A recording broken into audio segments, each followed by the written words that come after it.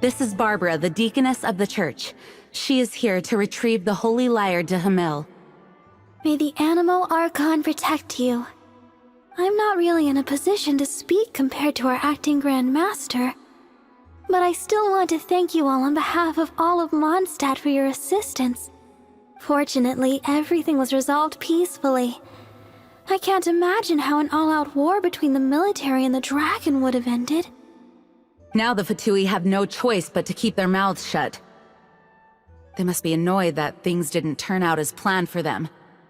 This time, they even lost their best excuse to pressure the Knights of Favonius.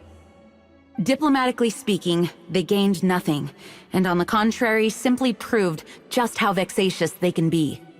Sounds like quite the story. So, did you bring the Holy Lyre with you? We cannot ask you to keep defending the lyre forever. The Seneschal has been pressing me for a while now. We, did bring it with us. It's a little... Oh, don't worry. I'm not here to collect rent. The church has always received special funding. The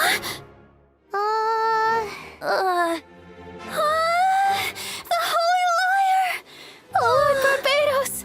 Even if I atoned for these sins for the rest of my life, it would still not be enough! Oh, give it here.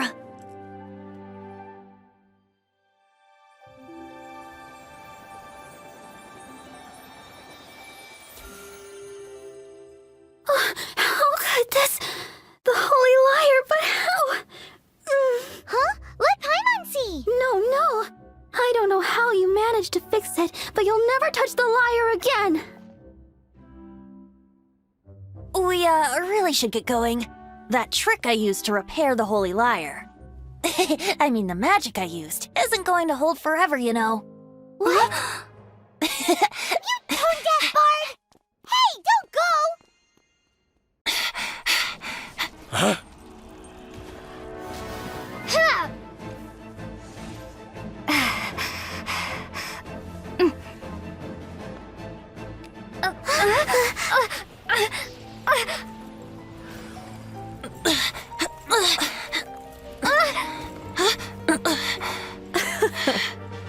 At last, Mondstadt's rodent ruler in the flesh. Scurrying through the streets looking for leftovers? Mondstadt calls this a god? Resident rodent beats invasive vermin. Don't you dare speak back to me, insolent bard. Absentee Archon of Mondstadt. How impotent you've become. That smirk you wear looks out of place. Did you steal it from your master's face? Should have held your tongue.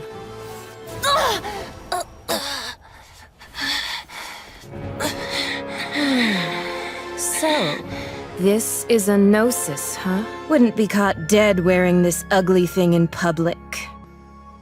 Beauty is a waste when the beholder has no taste.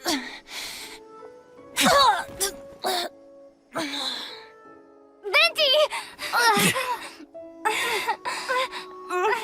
Well, we have what we came here for. Come, before our dear Favonian friends arrive. Leave nothing for them to find.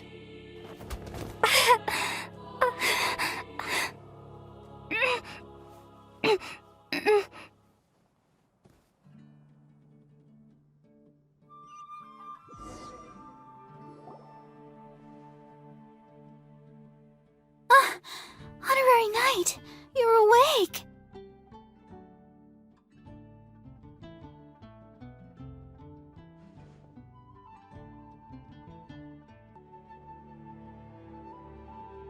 Planet? Don't listen to her nonsense, Miss Barbara. Okay. Well, basically, I found you lying outside the cathedral unconscious and used my elemental powers to heal you. Paimon Paimon thinks you could still use a final splash of ice-cold water to the face. That bard awakened first, but strangely, my healing powers had almost no effect on him. This is the first time I've encountered such a patient, but he just said, "It's completely normal," and then got up and left the cathedral. He left? Already? Where'd he go? The symbol of Mondstadt's hero. That's what he said. I wanted to stop him, but Master Jean, said to let him leave. How strange. Paimon remembers Venti healing under that tree before. It's probably due to the connection between Windrise and the Animal Archon. Master Jean has figured it out as well, but we can't tell Barbara. The Fatui were the ones who attacked you? That's too much. Master Jean has already returned to the Knight's headquarters. She said that she will look for evidence. But she also said that if the Fatui didn't leave any traces, the Knights might find it difficult to lodge a complaint against them. The wind amongst the branches is good. I love the way it smells. I said the exact same thing last time. Why do I only say these things when I'm down on my luck? So you noticed. This isn't something I'm meant to discuss with ordinary people, but I suppose I can let you in on the secret. As you know, visions are external magical foci that only a small minority of people possess. They use these visions to channel elemental power. In truth, every wielder of a vision is one who can attain godhood and ascend to Celestia. We call such people allogenes. Allogenes?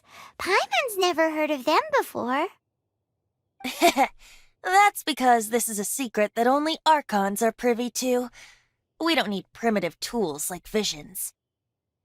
Instead, each Archon has an internal magical focus that resonates directly with Celestia itself, known as a gnosis.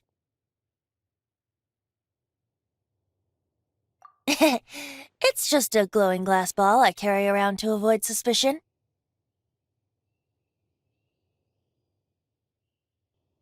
So who was that nasty woman who sent Paimon flying and stole your gnosis? Her name is Signora, number 8 of the Harbingers. She and the rest of the Harbingers have been given godlike executive authority by the Tsaritsa of Snezhnaya, and with it, strength surpassing that of other mortals. The Tsaritsa of Snezhnaya? Isn't that... Indeed. She is one of the 7, the Tsaritsa who reigns from her winter palace, and the one person that the Fatui Harbingers all answer to. The 7 don't always get along well, but still. I never thought that she would plot to steal another Archon's gnosis. How should I put this? 500 years ago, I knew her well, but I can't say the same is true now. You see, a certain catastrophe happened 500 years ago, and after that, she cut off all ties with me. But we can save discussion of the Cryo-Archon and the Fatui for another day. If you seek the rest of the 7, many difficulties lie ahead of you still. You should head for Mondstadt's neighboring nation of Liyue. The Geo-Archon who reigns there, unlike me, administrates his entire region personally. He only descends once every year to give his divine predictions, which set the direction for Liyue for the rest of that year. Even so, it sounds like he works much harder than a certain someone, In any case, this year's Rite of Descension is soon to begin. If you miss it, you'll just have to wait another year. What? Oh, why didn't you tell us before? Well, then bye! We're going! One moment, Windborn Outlander.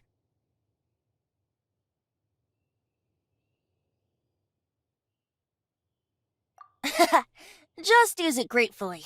Or, better yet, treat me to a glass of dandelion wine. Traveler, as you set off on your journey once again, you must remember that the journey itself has meaning. The birds of Tevat, the songs in the cities, the Tsaritsa, her Fatui and the monsters, they are all part of your journey.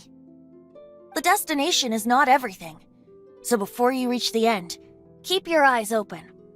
Use the chance to take in the world around you. Great. So, that's that for the Anemo Archon's admonishments. Back to Venti time. If you want to chat, now's the time. A bard stays not always in a single climb. Up till the end, Dvalin remembered his duty as one of the Four Winds. As such, I don't intend to forcibly strip him of that duty and force my ideals of freedom onto him. I just hope that Dvalin will be able to choose for himself and understand what freedom is. Before I became an Archon, I too was taught the meaning of freedom in this way by a friend. Kaya shared some new intelligence, you say? Oh, I see. So, the Abyss Order has a prince who orchestrated the plan to corrupt Dvalin? They were probably trying to turn Dvalin into a weapon of war for the Abyss. But that said, I have never heard of any such prince of the Abyss Order.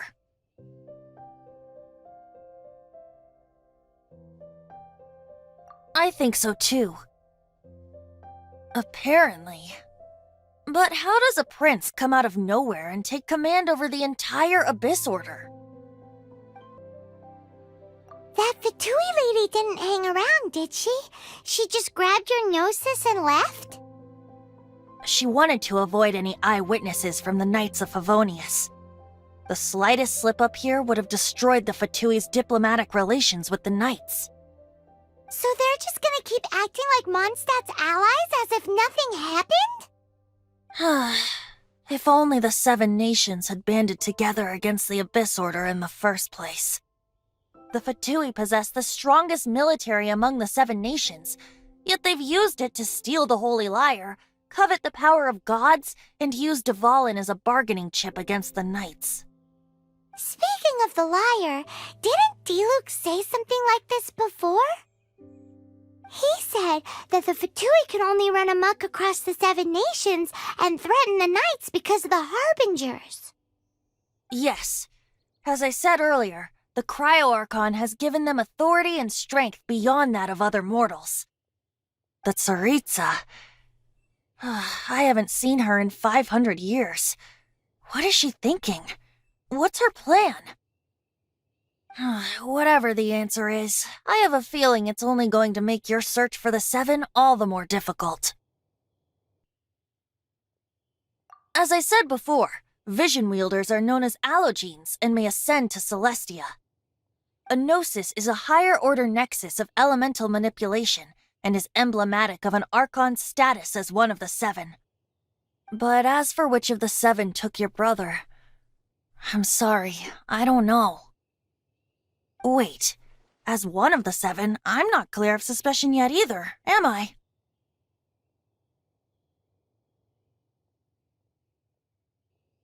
Hang on a hot second. Tone Deaf Bard is just one of Barbados' many incarnations. Who's to say that...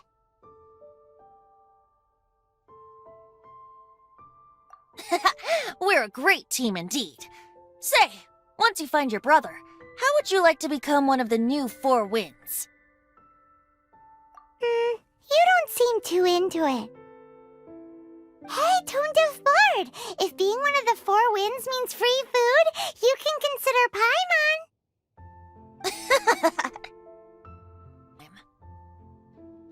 Well then, best be off to Liyue. If the dissension ritual you failed to tally, then another year you must dally.